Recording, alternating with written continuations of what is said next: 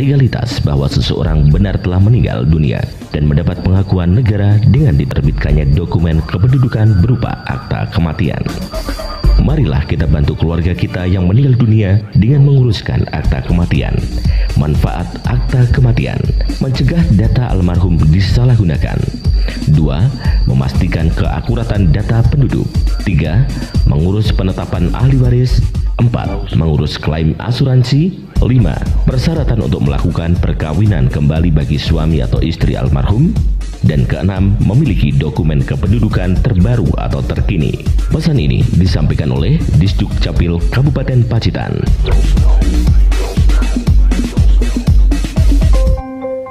Saya Immanuel Yosua, Komisioner Komisi Penyiaran Indonesia Daerah Jawa Timur, menghimbau kepada seluruh pendengar Radio Suara Pacitan untuk senantiasa mendampingi putra-putrinya atau anggota keluarga dalam bermedia, baik menonton media televisi, mendengarkan radio, atau berselancar di dunia online. Masa depan putra-putri kita tergantung pada bagaimana kita mengawal mereka di dalam bermedia. Salam bermedia sehat.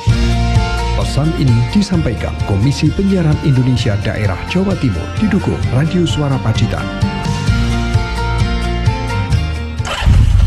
Pak D mau kemana toh? Dari kemarin kok bolak-balik kayak setrika? Ini loh, Pak D mau ngurus dokumen kependudukan tapi sudah seminggu ndak dadi-dadi. Jengkel ora? Surat-suratnya belum lengkap kali. Kilo, sak tas tak gawe kabeh, sudah ngurusnya ribet. Dalan yang kecamatan becek, bolong-bolong. Kalau kayak gini, kudu sambat sopo jal? Diwadulne mawon, D. Jajale toh. Iya, ke wadule saja. Semua keluh kesah kita pasti tersampaikan. Ayo, Pak D terno wadul. Wadul bisa dari mana saja, Pak D. Cukup pakai HP. Semuanya beres. Dipersembahkan Dinas Komunikasi dan Informatika Kabupaten Pacitan. Radio adalah media pemersatu bangsa. Ayo dengar radio, satu suara berjuta telinga. Saya Joko Widodo, Presiden Republik Indonesia. Suara Pacitan, milik kita. Mitra setia, selamat pagi. Assalamualaikum warahmatullahi wabarakatuh. Senang sekali kita bisa ketemu ya di obrolan khusus atau special talk. Seperti biasa, kalau hari Senin setiap 2 pekan kita ketemu dengan KPPN Pacitan. Tapi ngomong-ngomong, cuaca di Pacitan kayaknya memang ekstrim banget dinginnya. Anda yang tinggal di kawasan Pacitan dan sekitarnya kayaknya juga merasakan hal yang sama. Pagi ini bertebaran status WhatsApp yang menyebut cuaca ekstrim. Ada yang menyebutnya kademen, bediding, kemudian dingin, ekstrim, dan lain-lain. Yang penting biarpun suasana dingin, tapi semangat kita tetap membara begitu ya. Dalam arti harus tetap punya effort untuk melakukan yang terbaik. Hari ini 25 Juli 2022. Kita kedatangan tamu seperti biasa. Kali ini Bu Ana Saryasih sendirian, Kepala KPPN Kabupaten Pacitan. Bu Ana, selamat pagi. Pagi Pak Guru. Assalamualum. Waalaikumsalam. Sehat Ibu? Alhamdulillah sehat. Ya, katanya habis roadshow di Jawa Timur ya? Iya Pak. Betul ya? Kemana saja nih? Kemarin dari Malang, terus ke Tulungagung, ke Pacitan, Jogja, balik lagi. Itu namanya bukan antar kabupaten lagi, tapi antar kota, antar provinsi. Iya Bu, tapi ngomong-ngomong boleh dibagi juga Bu, informasi apa nih yang bisa disampaikan dari touring Ibu antar kabupaten tadi? Ya, touring kemarin dalam rangka pertama itu ini ya, peresmian Learning Center, termasuk di sana tempat itu digunakan untuk pengembangan UMKM juga Pak. Di gedung yang saat ini ditempati oleh KPPN Malang, itu diresmikan Learning Center dan juga pusat penelitian juga. Di antaranya learning untuk bagaimana untuk memajukan UMKM ya. Pas kemarin saya ke sana juga lagi ada diklat, diklat yang dilakukan oleh Kemenku 1 ya, oleh KPPN. KPPN itu dalam rangka untuk mensosialisasikan terkait digital payment yang punyanya pemerintah, DJP. Kemudian juga Kalau di DJPB selain DJP juga ada pembiayaan, akses pembiayaan. Kemudian di DJKN itu kemarin diberikan materi terkait bagaimana lelang, apalagi saat ini kan lelang itu 0 rupiah Pak untuk UMKM. Juga materi yang lain itu terkait pajak dan juga ekspor. Bagaimana kalau UMKM itu mau ekspor? Ternyata ekspor itu nggak harus jumlahnya dalam satu kontainer itu juga bisa dilakukan Pak. Gitu. Oke. Ya nanti mungkin bisa beberapa hal yang katakanlah berkaitan langsung dengan warga masyarakat Kabupaten Pacitan bisa dibagi juga ya Bu ya, informasi yang baik ini tentu saja. Tapi sebelum kita ngobrol kemana-mana, khususnya ke topik kita yang kita mau bahas pagi ini, yakni tentang kebijakan dan penyaluran pembiayaan ultramikro tahun ini, saya ingin tanya dulu, apa kabar Bu Kinasih? Ini saya kasih prolog dulu. Saya kasih prolog dulu ke Mitra Setia ya yang lagi menyimak acara kita. Jadi di KPPN itu ada makhluk baru namanya Kinasih ini. Nah, ini saya tanya karena saya sudah pernah ketemu gitu. Mitra Setia yang di rumah boleh ada penjelasan dulu dari Bu Ana. Ya, Kinasih itu satu kebijakan mutu layanan kami, Pak. Yang Kinasih itu sebenarnya dari singkatan ya. Kinasih itu K-nya kinerja layanan prima. Jadi KPPN saat ini, apalagi saat ini dalam pembangunan zona integritas menuju wilayah birokrasi bersih melayani, jadi berkomitmen untuk memberikan layanan prima. Dan ini juga diberikan dalam rangka kepuasan stakeholder. Jadi kami itu memberikan layanan tidak hanya sekedar apa yang diminta oleh stakeholder, tapi kita memberikan lebih. Ya, di antara salah satunya adalah kepada UMKM ini. Kemudian dan tentu saja yang tusi juga banyak Pak. Misalnya ada penerbitan SP2D itu dari kantor pusat itu kan diharuskan 1 jam. Kami memotong dengan mempunyai inovasi namanya KAS, konsolidasi akselerasi penerbitan SP2D. Ini kami berjanji untuk memberikan penerbitan itu maksimal 45 menit. Cuma 45 menit. Dan itu bisa ya? Alhamdulillah dijaga sampai saat itu. Harus itu bisa. kin ya. Ya, ini jadi K-nya Pak. In-nya inovatif. Jadi berusaha mengembangkan inovasi-inovasi yang mendukung terwujudnya pelayanan prima. Salah satunya kalau dengan UMKM itu kami punya Paku Bumi ya, pendampingan KUR, koperasi, KUR, BUMDes dan UMI. Nah, ini kami juga sudah wujudkan sebenarnya sejak tahun lalu ya. Bahkan kami mendampingi Pemda Pacitan ini sehingga Pemda Pacitan ini bisa meningkatkan upload calon potensial debitur ke namanya sistem informasi kredit program Pak. Di mana ketika saat Pemda itu sudah mengupload di sana, maka bank itu bisa melihat, yang menurut potensial menurut Pemda itu ini, maka dia bisa prospek. Tersurvei dengan sendirinya ya. Iya. Jadi itu bisa menjadi informasi awal. Sebenarnya kalau bank memanfaatkan itu, ya mungkin memotong biaya dia nyari-nyari gitu ya. Tidak harus menurunkan surveyor juga ya. Ya memotong lah. Iya. Nah, kemarin itu dari 2020 itu selama 4 tahun bahkan Pak. Itu Pemda Pacitan itu baru menginput 517 selama 4 tahun. Saya mulai gerakkan, saya dukung untuk maksa juga ya, KPPN masuk KUR. Maksa-maksanya juga nih yang asik. Alhamdulillah, kemarin itu tahun 2021 itu inputannya sudah 17.050. Dan alhamdulillah dari sekian itu di atas 3.000 orang sudah mendapatkan pembiayaan KUR. Itu alhamdulillah. Dari 7.000 sekian ya? Dari 17.000 sekian. Itu kurang tahu ya apakah kondisi seperti itu karena memang datanya belum dimanfaatkan oleh bank atau bagaimana kurang tahu, nanti mungkin di monef lagi itu. Artinya secara angka kan ada akselerasi yang luar biasa gitu kan. Nah, itu inovatif ya inovatif tadi. Dan kita banyak ya punya inovasi-inovasi yang lain banyak. Kemudian akuntabel itu ya bertanggung jawab atas kepercayaan yang diberikan. dan juga selalu kita juga selalu patuh ya. Itu akuntabel. Kemudian S-nya itu solutif.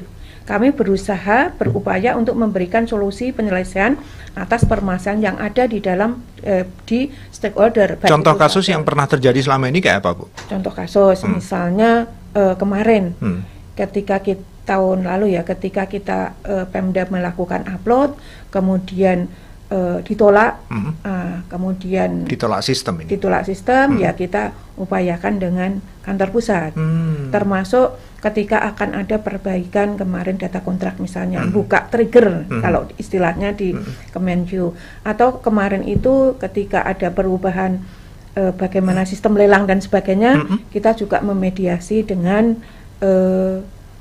LKPP ya, kita berdiskusi dengan LKPP sehingga Pacitan bersurat dan alhamdulillah dapat balasan.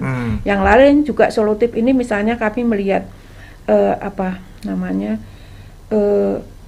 kemiskinan yang tinggi di Pacitan ya Pak ya, makanya saya putuskan untuk kita mungkin harus berusaha untuk tadi itu Paku Bumi tadi, mendampingi tadi ya. Nah itu termasuk diantaranya solutif. Di sini kadang kalau bicara sama UMKM, Bu, kita mah sudah produksi sudah ini, tapi pemasarannya belum. Nah, salah satunya kami juga ada memberikan rak-rak untuk promosi ya, di kantor gitu, dan memberikan juga ada etalase lah ya. Ada etalase untuk promosi dan untuk informasi, bahkan untuk pembelian juga bisa Pak. Oh ya? Ya bisa. Itu kami promosikan ke orang-orang yang datang. Kan juga ada misalnya dari kantor pusat, dari Kanwil Surabaya gitu loh. Nah di sini loh ada loh batik tulis aja 200.000. Masa sih kan gitu ya? Batik tulis kok 200.000. Di sini ada, tapi kalau mau nyari yang 1 juta lebih juga Pacitan ada. Banyak ya. Saya jadi penasaran sama showroomnya Bu Ana nih. Monggo silakan ke KPPN. Dan banyak lagi misalnya ketika mati lampu. Karena semua aplikasi kami terpusat, ketika mati lampu, ya gimana lagi ya? Tapi kita memberikan solusi. Ketika nyala lagi, nanti bagi yang terhambat itu akan dilayani dengan kesempatan pertama, bahkan di luar jam kerja. Antriannya ya. Ya, itu. Kami berikan juga itu dan yang lainnya gitu. Selalu kita upayakan gitu. Dan yang terakhir itu harmonis ya. Kita harus saling menghargai, baik itu dengan di internal maupun di eksternal, termasuk dengan stakeholder tadi. Gitu. Itu harapannya. Bayangan saya sih Kinasih ini karena pimpinannya bernama Ana Sariasih itu enggak ternyata ya, kebetulan aja mungkin. Kebetulan. Baik, kita masuk ke fokus kita sekarang. Ya, ini kebijakan kredit usaha rakyat atau KUR tahun 2022. Tadi Bu Ana sempat membeber sedikit terkait dengan angka kemiskinan kita di Pacitan gitu ya. Yang tempo hari juga sempat menjadi perhatian khusus dari Pak Wakil Gubernur Jawa Timur, Pak Emil Dardak gitu. Nah, secara umum bisa digambarkan dulu Bu berkaitan dengan kebijakan KUR untuk tahun 2022 ini di Kabupaten Pacitan seperti apa? Jadi KUR dan UMI itu sebenarnya adalah merupakan kebijakan pemerintah pusat maupun daerah ya Pak ya, itu dalam rangka penanggulangan kemiskinan. Nah ini cocok banget untuk kondisi di Pacitan yang kemiskinannya itu di atas rata-rata ya, baik rata-rata Jawa Timur maupun rata-rata nasional.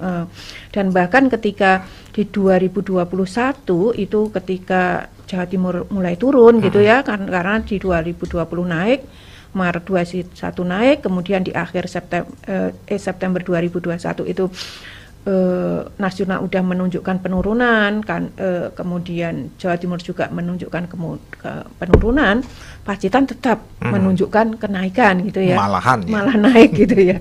Ya ini memang kalau BPS kan mendeklar bahwa banyak penduduk Pacitan yang di PKHK di kota-kota besar sehingga pulang gitu ya. Efek COVID juga mungkin ya. Iya, nah karena efek COVID itu. Nah di sini dengan kondisi semacam ini dan tadi di match dengan adanya kebijakan pemerintah pusat bahwa untuk strategi pengurangan kemiskinan di 2020 sampai 2024 itu harusnya ya maunya itu turunnya signifikan gitu Pak ya. Maka selain kebijakan mikronya itu adalah selain mengurangi beban, kalau saat ini kan dengan ada PKH, ada bantuan tunai dan sebagainya gitu ya. Nah, itu mengurangi beban. Di satu sisi juga dikembangkan ekonomi produktif, yaitu untuk menjadi faktor untuk supaya itu sebagai faktor utama untuk meningkatkan pendapatan. Jadi tidak hanya kebutuhannya tercukupi, tapi juga dia mempunyai peningkatan pendapatan dan bisa menaikkan daya beli masyarakat. Nah, itulah kemudian pemerintah memberikan antara lain ya melalui ada kredit usaha rakyat.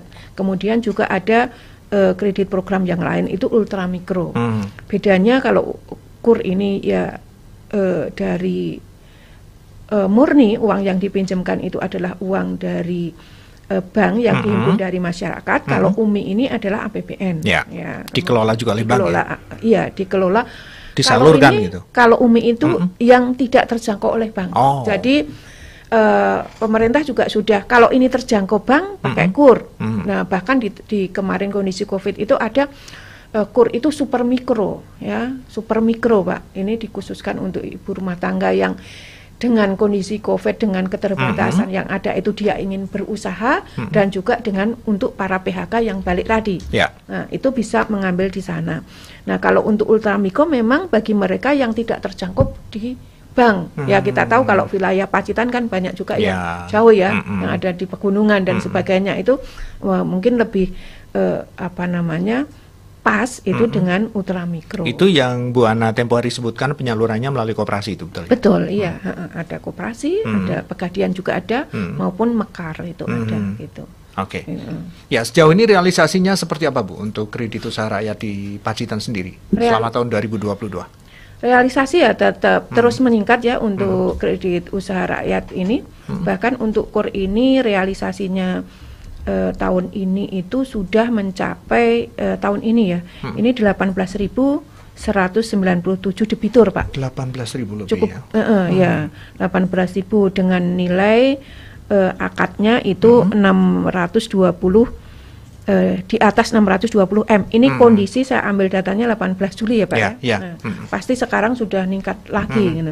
Nah, sedangkan untuk UMI ini juga terus meningkat, Pak, UMI ini. UMI ini terakhir di UMI ini kan mulai dari 2017 ya, sampai dengan 2021 itu mengalami peningkatan. Yang awalnya cuman 485, kemudian naik 1.800-an, kemudian 2019 naik 3.000, kemudian 2020 karena pandemi ya turun dikit 2.735, di 2021 naik kembali 3.000 juga, dan kemudian sampai dengan Juli ini sudah 3.639 dengan total angka ini mencapai 9,8 miliar. Ini akumulasinya di tahun ini ya, Pak ya. Jadi kalau total akumulasi yang sudah dana UMI ini yang ada di Pacitan itu sudah mencapai 42,26 miliar. Cukup besar juga. Ya, kalau kita hitung tadi 18.000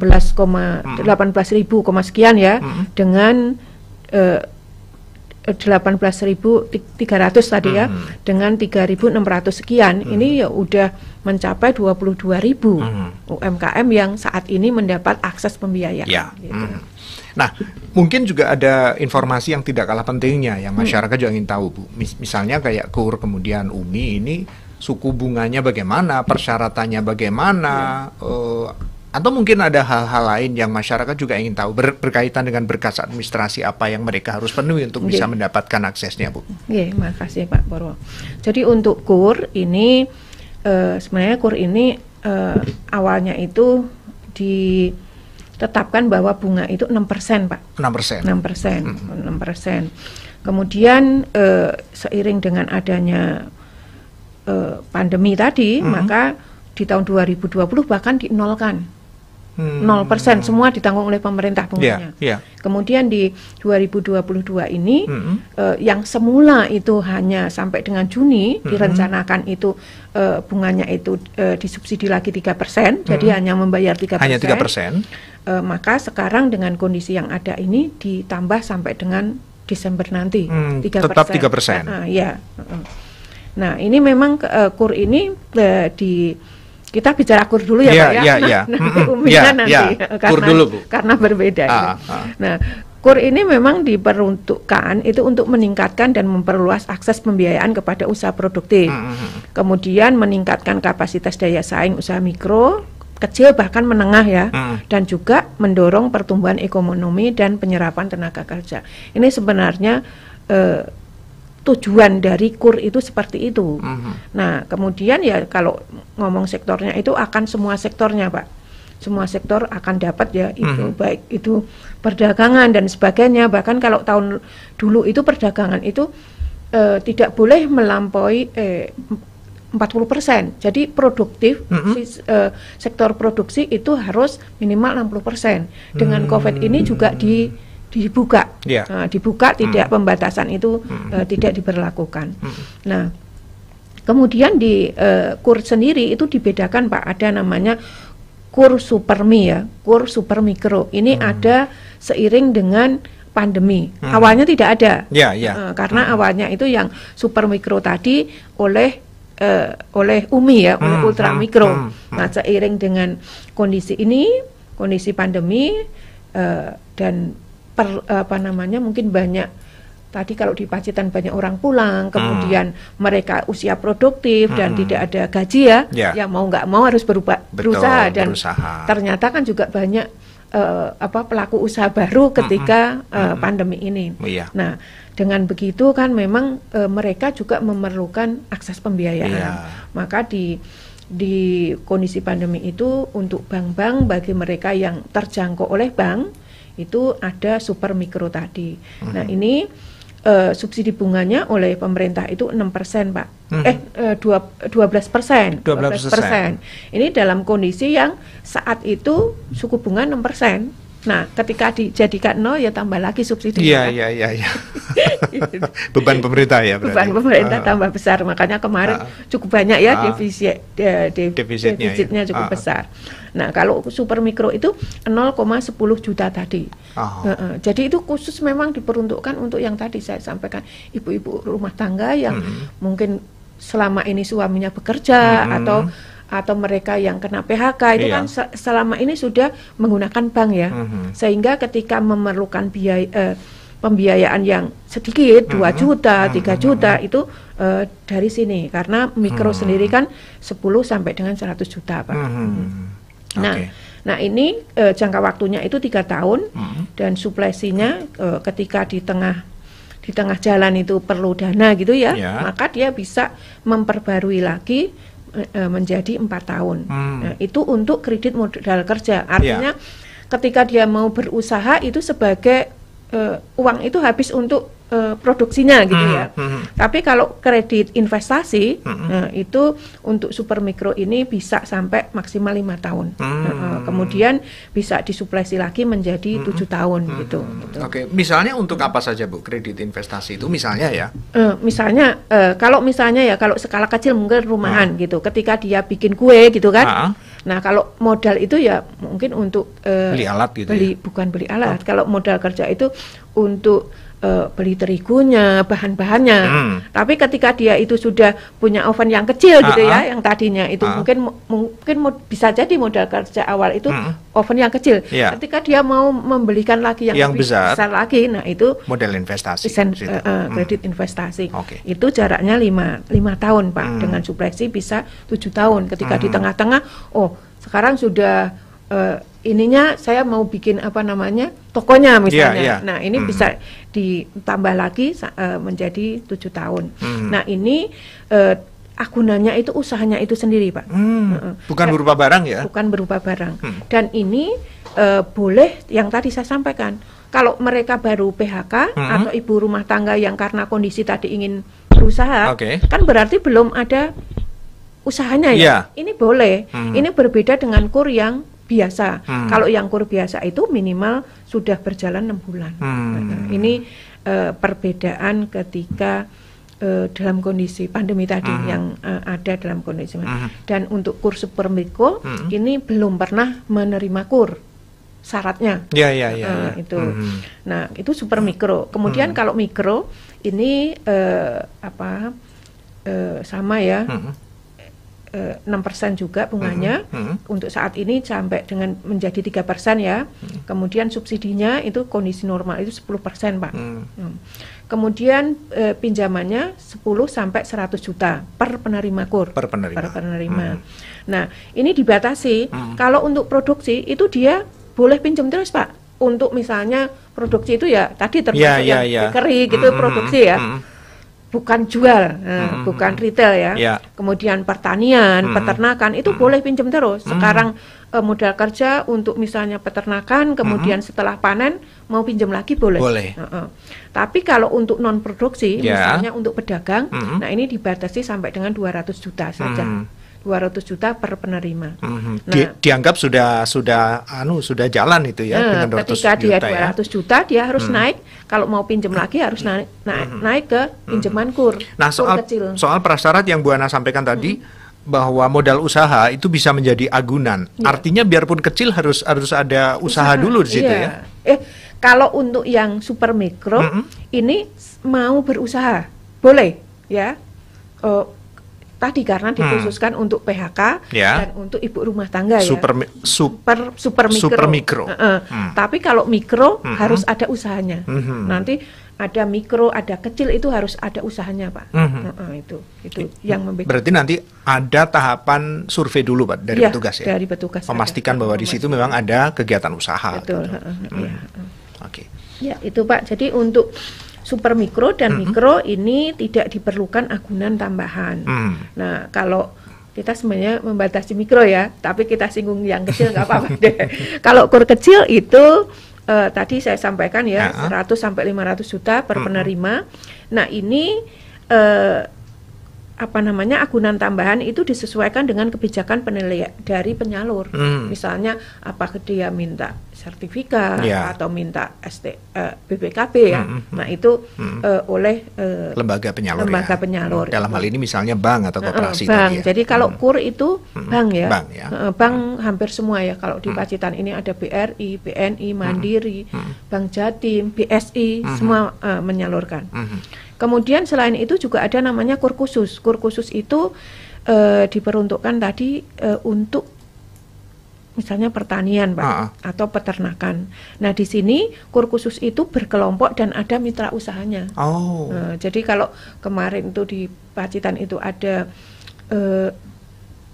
Jahe Merah ya, yang bermitra dengan Bintang 7, kemudian Serehwangi bermitra dengan Bintang 7, itu bisa mereka mengajukan KUR khusus ini. Basisnya komunitas? Iya, basisnya berkelompok.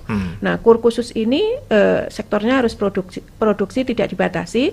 Kalau non produksi itu maksimal 500 juta per penerima. Nah, kemudian kalau modal kerja 4 tahun, kalau investasi 5 tahun sama ya. Kemudian usaha atau agunannya itu adalah usaha atau objek yang dibiayai. KUR khusus sampai dengan 100 juta juga tidak ada perlu agunan tambahan. Kalau lebih dari 100 juta, nah itu diberlakukan. Kemudian juga sebenarnya ada untuk yang orang yang mau bekerja ke luar negeri itu juga ada KUR juga Pak. Calon TKI betul ya? Iya betul, calon TKI itu juga ada. Nah di sana juga sama ya. Bahkan ini subsidi pemerintahnya mencapai 13,5%. Nah ini kalau khusus calon tenaga migran ke luar negeri ini model KUR-nya kayak apa Bu? KUR-nya ya hampir sama ya. Jadi nanti kalau misalnya plafonnya juga bisa 0 sampai 100 juta per penerima, atau kalau tapi hanya boleh sekali ya. Sekali itu total plafonnya hanya 100 juta. Artinya kan yang bersangkutan baru mau berangkat merantau nih gitu. Biasanya begitu. Dia mau berangkat, mau diberangkatkan, dia ambil KUR itu. Gitu. Artinya apakah juga mesti ada jaminan bahwa sepulang dari merantau nanti punya usaha di rumah, atau ketika ditinggal merantau istrinya yang berusaha begitu? Enggak ya? Itu jaminan bahwa dia itu sudah istilahnya apa ya Pak? Bahwa dia itu sudah mau bekerja di sana, diterima di sana, itu jaminannya, ya gitu. Ya, baik, Bu, kita break sesaat. Oke, siap, Special Talk bersama KPPN Pacitan Mitra Setia masih akan segera kembali untuk Anda. Tapi saya ingatkan, Kami mengundang Anda juga untuk berpartisipasi di program ini. Anda bisa meninggalkan chat di kolom komentar YouTube kami atau di Facebook kami, atau juga Anda bisa mengirimkan pesan Anda ke WhatsApp 081335335444. Saya ulang, 081335335444. Sekaligus nomor telepon WA ini juga Anda bisa hubungi untuk berkomunikasi by phone ya. 081335335444. Juga line telepon konvensional PSTN di 0357883427. Kami kembali saat lagi. Assalamualaikum warahmatullahi wabarakatuh. Saya Dwi Kurita Karnawati, Kepala BMKG, menyampaikan bahwa berdasarkan data monitoring kegempaan di wilayah selatan Pacitan, kami mendeteksi adanya peningkatan kejadian gempa bumi. Oleh karena itu, kami menghimbau kepada seluruh warga masyarakat tetap tenang, namun juga waspada, selalu berupaya meningkatkan mitigasi bencana bersama-sama dengan BPBD dan pemerintah daerah. Apabila berada di pantai merasakan goyangan gempa, nggak usah menghitung goyangannya berapa kali, segera saja berlari menjauhi pantai menuju tempat yang lebih tinggi. Semoga Allah bersama kita, melindungi kita semua. Wassalamualaikum warahmatullahi wabarakatuh.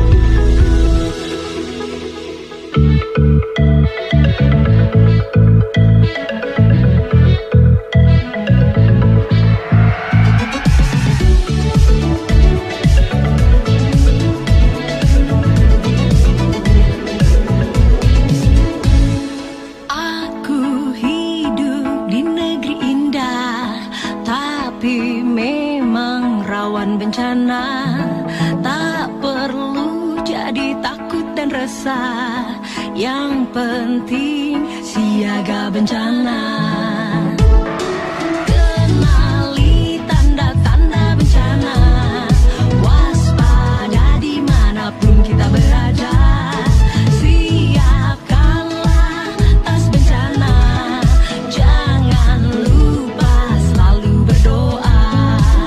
Bila terjadi gempa jangan panik, berlarilah ke dataran yang tinggi. Segera keluar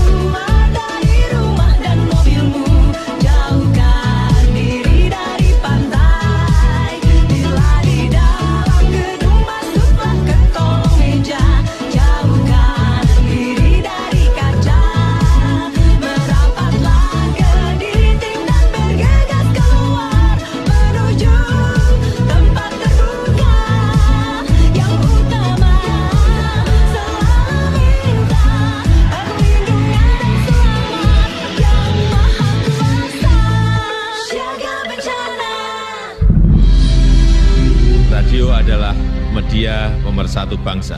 Ayo dengar radio, satu suara berjuta telinga. Saya Joko Widodo, Presiden Republik Indonesia. Suara Pacitan, milik kita.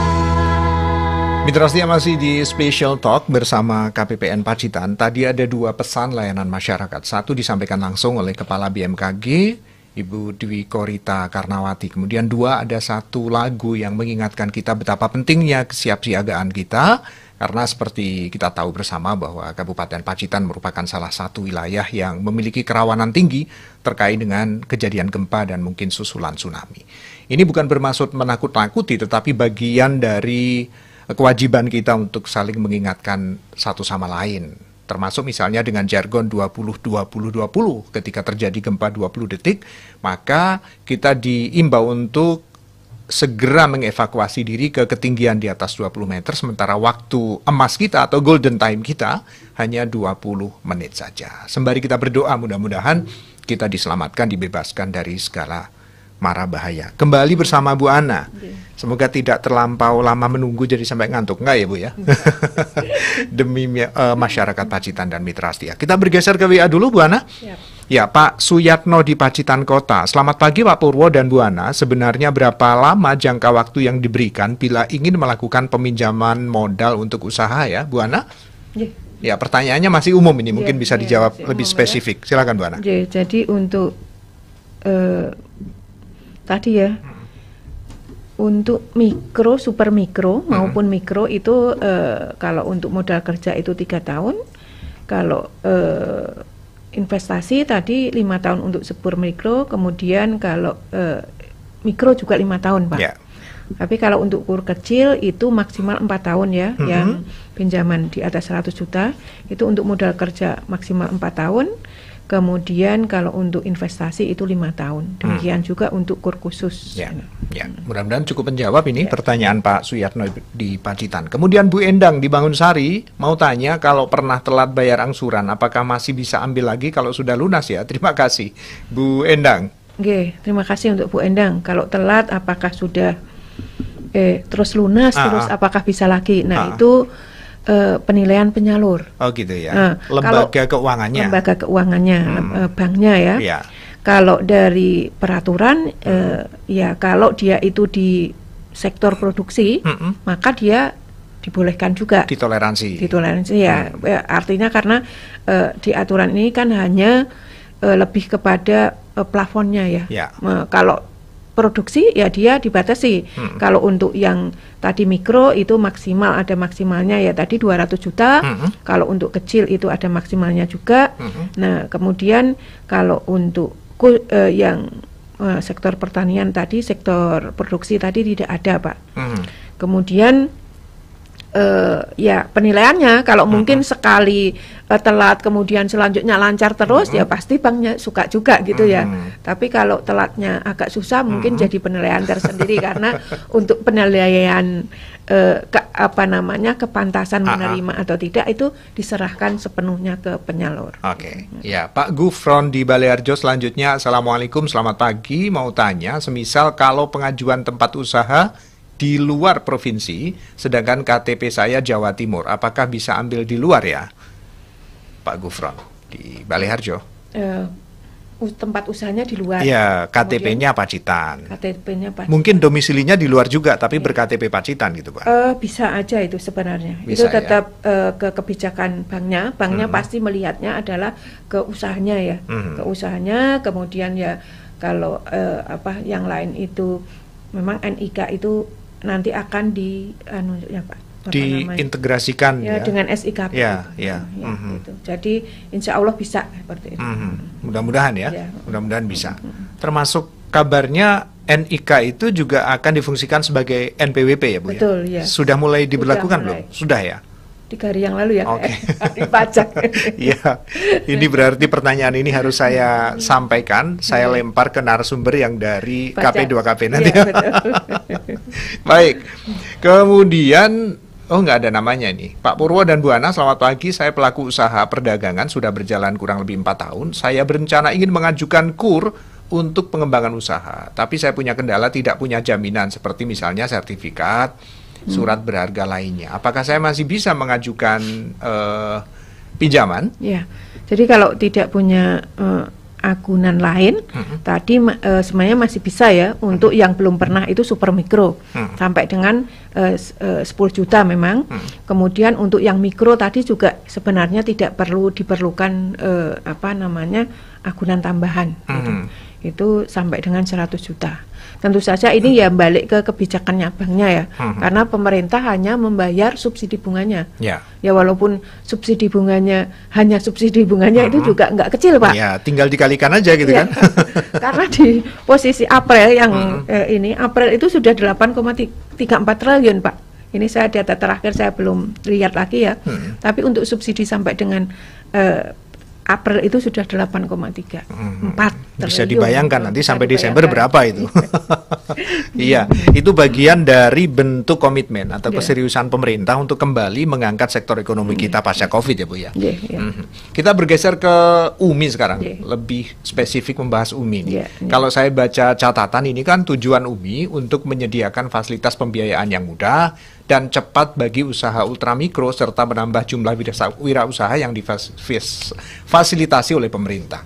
Nah, usaha ultramikro ini disebut juga usaha mikro yang dimiliki oleh orang perorangan gitu. Betul, ya Bu ya. Mungkin bisa disampaikan juga Bu prinsip dasar dari pembiayaan ultramikro ini atau prinsip-prinsip pembiayaannya sendiri. Ya, jadi kalau untuk ultramikro itu ya pembiayaan ultramikro ini sebenarnya prinsipnya itu dulu penyaluran ini dilakukan melalui institusi yang sudah ada ya, makanya pakai koperasi, kemudian pakai PNN Mekar, kemudian pakai Pegadaian. Selain itu juga di dalam pembiayaan UMI ini ada pendampingan Pak. Jadi mereka itu dibuat kelompok-kelompok, kemudian didampingi dalam terkait pengembangan usaha maupun peningkatan kualitas hidup dari debitur. Oleh siapa Bu pendampingnya? Pendampingnya oleh penyalur. Ini khususnya untuk yang kalau di Pacitan itu Mekar maupun PNN, ya itu dibuat kelompok. Mereka itu di dalam satu kelompok itu harus ada minimal 7 sampai 10 orang. Dibuat kelompok, kemudian mereka itu didatangi oleh pendamping itu tiap minggunya Pak. Nah ini berbeda dengan yang di Pegadaian. Kalau Pegadaian kan perorangan, tapi tetap Pegadaian juga mempunyai kewajiban untuk melakukan pendampingan, tapi tidak dalam bentuk kelompok gitu ya. Misalnya dia melakukan pelatihan-pelatihan dan sebagainya itu juga diadakan oleh Pegadaian. Artinya pendampingan ini lebih spesifik memastikan bahwa rotasi keuangan di situ lancar atau termasuk juga usahanya? Termasuk usahanya. Ya, kan harapannya begitu. Harapan pemerintah itu ketika dia itu mengambil UMI, nanti usahanya berkembang, nanti dia bisa pindah ke KUR gitu.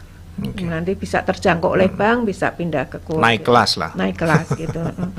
Kemudian yang lain itu prinsipnya juga penyaluran pembiayaan UMI ini didukung teknologi informasi ya Pak ya, ada IT-nya, bahkan ada SIKP-nya juga, dan juga BLU PIP, Pusat Investasi Pemerintah itu juga melakukan optimalisasi dana melalui kerjasama pendanaan atau kerjasama investasi untuk mengurangi ketergantungan dari APBN. Jadi ini penjelasan gini, jadi kalau PIP sendiri menerima kerjasama, kalau yang kemarin ada itu misalnya Bone Bulanga, itu mempekerjakan kerjasamakan, dia menempatkan kalau nggak salah 1M gitu ya. Tapi di situ di kerjasama itu PIP akan menyalurkan ke dana di sana sekian banyak gitu. Lebih jauh daripada yang dia kerjasamakan itu, gitu Pak. Jadi supaya APBN-nya juga tidak tergantung banget karena dana dari UMI itu dana dari APBN. Gitu. Bone Bolango, betul ya? Di Sulawesi. Di Sulawesi itu udah tahun lalu Pak. Iya, oke. Saya jadi ingat nama itu karena saya pernah ke sana. Oh gitu. Ya, jadi boleh dibilang atau boleh disimpulkan bahwa UMI ini adalah solusi efektif untuk mendapatkan pinjaman dana cepat, begitu praktis gitu ya Bu ya. Bagi mereka yang tidak terjangkau oleh bank, tidak terjangkau ya, yang tadi misalnya secara tempat tinggal dan sebagainya itu belum terjangkau oleh bank gitu Pak. Ya. Dan ini pasti dirasakan sangat menolong ini. Ya, dan awalnya ini memang Bu Sri Mulyani ini menginginkan satu pinjaman cepat ini ya apa ya, kalau di masyarakat itu pada umumnya itu dulu pinjaman cepat itu ada ya, namanya rentenir atau bank, nah itu ya, mungkin istilahnya di sini apa gitu ya, bank detail lah tapi nah itu gitu ya, nah itu kan sangat tinggi, sangat tinggi dan bahkan mungkin nanti bisa menjerat kan, apalagi di situasi ekonomi sulit kayak sekarang ya. Makanya ini Umi itu didedikasikan untuk itu, untuk menyaingi itu supaya tidak terjerat di dalam rentenir tersebut. Ini kalau saya lihat datanya Bu, untuk realisasi penyalur pembiayaan ultramikro, lembaga keuangan bukan bank, relatif bagus juga di Kabupaten Pacitan ya Bu ya? Iya, betul. Selama tahun 2021 sampai 2022 ini ya Bu ya? Iya, terus meningkat gitu ya Pak ya.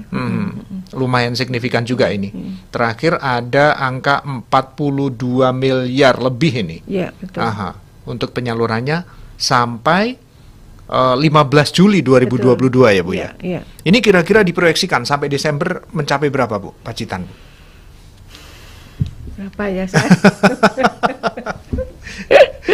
Ya ini kan baru 6 bulan pertama gitu kan, baru 6 bulan pertama. Tergantung juga dari kampanye kita ya. Betul, dan, dan tergantung penyalurnya kan. Nah, ini tadi proyeksi yang memang agak-agak susah ya. Mudah-mudahan ekonomi kita semakin membaik. Tapi kalau ini Pak, kita itu kan totalnya aja kalau menurut data Koperasi dan UMKM ya. Konon Pacitan itu sekitar 27 ribu atau juta ya, yang ini ribu ya, ribu UMKM ya, 27.000. Nah dengan posisi sekarang ini sudah hampir 18,3 ditambah 3,6 itu sudah 22 ya, itu per 4.000 lagi, 4.000 dengan tambahan tadi, tambahan yang baru itu mungkin belum kehitung ya, yang karena COVID tadi. Gitu. Jadi ya mudah-mudahan meningkat. Paling nggak beginilah, saudara-saudara kita yang belum terakses oleh layanan bank tadi bisa mendapatkan kesempatan memperoleh pinjaman itu sampai Desember lah, gitu ya, mudah-mudahan. Mudah-mudahan. Kendati pun belum 100% gitu. Ya karena banyak alasan tentu ya.